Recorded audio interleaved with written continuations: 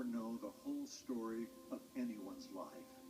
We might know bits and pieces, parts of a person's background or circumstances, but never the whole story. For example, it's estimated that more than 15,000 books have been written about Abraham Lincoln and another 50,000 about the Civil War. And yet, with all those volumes, more will yet be written. More details will be revealed, and each will be examined from new perspectives in the coming years. And even then, we will not know the whole story.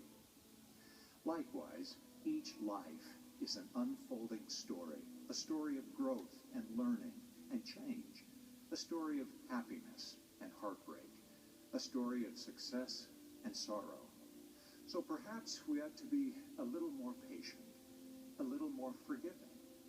Perhaps we ought to be slower to judge and quicker to love. Many years ago, a 14-year-old girl contracted a terrible case of chicken pox. Fever burned its way through her body, and before long, the unsightly pox erupted all over her skin. She missed several days of school before the doctor assured her that she was no longer contagious, though her face was covered with scabs. Mustering all her courage, she boarded the junior high school bus that first day back. A thoughtless young man called out and made fun of her scarred face while his friends laughed. She pretended not to hear them as she walked toward an empty seat. If only they knew the whole story. If only they knew how difficult it was for her to face her peers that day. Never forget that every life and every occasion is unfolding in a unique and distinctive way.